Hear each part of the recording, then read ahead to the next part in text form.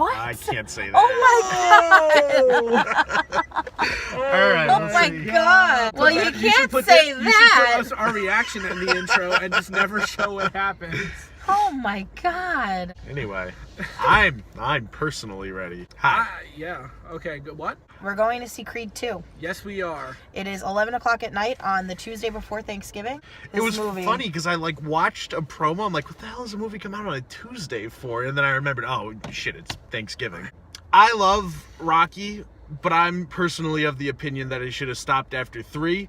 That being said, I love the first Creed movie, especially for a movie that I thought was going to be absolute trash. It turned out to be a really cool movie. Little upset that Ryan Coogler's not directing, and I'm sure that will take away from it for me a little, because it was very much his vision, I think, in the first one. But other than that, I'm pretty excited, and I think that Ivan Drago Jr. is going to be fucking badass. Just gonna throw this out there. I It's so haven't upsetting. never seen Rocky, so it's not really my thing. I did, however, really enjoy Creed. So I'm excited to see this movie just because I'm excited for another Creed movie. It doesn't really matter to me that it's Rocky or not. I'm very excited. Rocky 4 is actually my favorite of them all. Jesus Christ. Because it's so bad and corny, that's what makes it so great. I love the first Creed. I thought it was a very good modern take on kind of the same old trope. A reboot. I can't wait there.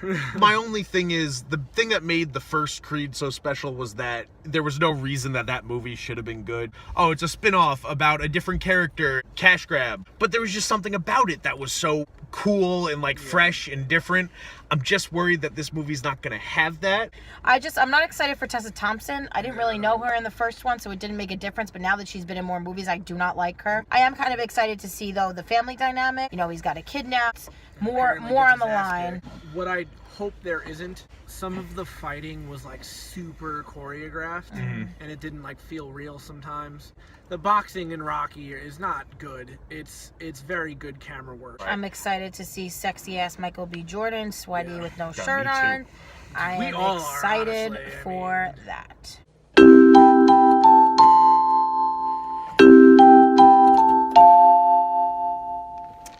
Oh, we had more candy on the floor. Oh, we have more candy. Who wants to go first? I'll go first.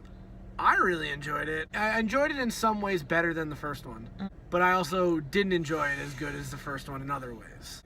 Instead of being fully positive, let's put a little mixed bag in there. It definitely aired on the side of being more of a drama movie than a boxing movie. It is a sport movie, it is a boxing movie, but it really is a drama movie at its core. So I like that at least. I'm not a big sports person. I'm going to watch anything. I think boxing and fighting and things like that is probably one of the most interesting. So I enjoyed it. I actually really enjoyed it.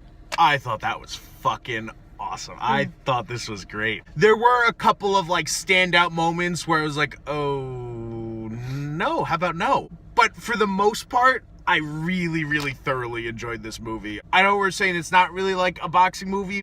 I think it is a boxing movie. It's just not an underdog story, which is what most boxing movies tend to be. And I got to give it a lot of credit for that alone. It's the typical underdog coming out of nowhere, trying to take the champ down. More of a mental underdog, I would say. You got to talk about how it plays in with Rocky. If Creed 1 is a more relatable version of the original Rocky, this is 100% an improved version of Rocky 4. I had really high expectations going into this movie, and luckily I was not disappointed. It did a lot of things right. It improved on what was already kind of there. What I probably liked the most about this movie was all the subplots. I thought a lot of them really worked. It didn't focus too much on certain things, and it was just enough to kind of to get some satisfaction with everything. There's a lot more to this movie than just the typical boxing story. The cinematography of the movie was really, I thought, beautiful. The colors were awesome. Absence of color or high contrast of color. I mean, they had a lot of the underwater shots, which I just thought were so cool looking. They had a whole scene in the desert, which I thought was really cool looking. Ryan Coogler's movie is very gray, you know, and that's intentional. This is color, this is style. You know, you feel all these punches coming in, especially that last fight, all due to the camera work. When he's slamming on the ground, it hurts, man. the character of Adonis Creed, you really see a lot of growth. Like, the first movie was really about him becoming a boxer.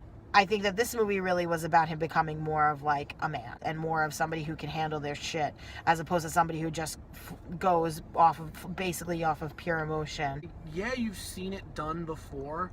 It doesn't change anything. Like, I think the way they did it was done properly. Technically, if you really break it down to its bare bones, it has, a very typical, triumphant story. There's a lot more to it than you may think. And it's with a character that we've now grown to really like, Right. in a world that a lot of people are very attached to. People love Rocky. That's another thing that I think this franchise did very well, even though it's a reboot and you don't have to have seen anything from you haven't ever seen a Rocky movie and you can still enjoy it, but it's also not going, oh, none of that ever happened. It actually, we're still getting growth with Sylvester Stallone and with Rocky. The part of the movie that I enjoyed the most was the relationship between Michael B. Jordan and Sylvester Stallone. I just think that they felt very natural. A lot of it was like very sweet, and it felt real, and it felt like, that's the kind of stuff that Sylvester Stallone really should be doing. Even his interactions with Bianca and Adonis, like seeing their dynamic as a relationship, and like it all really works, and you see it to really show you how it is. Yeah, I really liked the interpersonal relationships that the movie focuses on. Even though this is like, a kind of outrageous story, it is also very real, and a lot of people go through a lot of these similar things, trying to live up to their parents' expectations, even though the parents might not be around to have expectations for them anymore. Trying to provide for your family, trying to be a good father. Like, these are real issues that people face on an everyday basis, and I think that this movie did a good job of showing the struggles that a lot of people really do face, and it wasn't just a big Hollywood movie with all these, glitz and glamour and fakeness around it. It was real. And I think you got to give it big props just for, people who, number one, understand how people act, and number two, understand what makes the Rocky franchise work, and who clearly love the property. You mentioned before about the whole the becoming a father thing and stuff like that, but there's a lot more with the father thing in this. Like, let's just look at the Dragos. Obviously, Ivan in Rocky IV is kind of just like a machine. He's just built for battle, and his son is kind of in the same way, but you actually see some emotion out of him. You see some depth even from Ivan. You don't get a lot of time with them. I really enjoyed that part as well. When the movie started, I actually thought to myself, I have two problems with this, and that's one, Michael B. Jordan's being a little whiny bitch, and I kind of don't like him, and two, the Dragos feel very much like movie supervillains and not like real people. But somewhere in the middle, it switched that all up on me, and I got what they were doing and what they were trying to get at. And it kind of took me on a really big ride. Everybody in this movie has a story arc, whether it's big or small, and everything works. I really also enjoyed the fact that a lot of the training montages that they had with Michael B. Jordan, you could tell he was really doing that shit. You're getting long shots of him running, him working out, him beating the shit out of dirt with a mallet, because you could definitely tell that Michael B. Jordan really put his fucking all into it. It's like, yeah, you want to talk about Oscar-worthy performances in which all these people bring these really heavy performances, and like how Christian Bale is always changing his appearance, and so is Gary Oldman. Like, what about people like Michael B. Jordan? Not saying that it's an Oscar contender, but he is a monster. How much work had to go into that, how much body transformation, how much training, how much discipline, how much structure he needed in his life to get himself there. Acknowledge just how ripped everyone is in this movie. Yeah. Like, Drago and Creed are ripped. And how nice they all look, all oiled up and hitting each other. All right, let's rate it.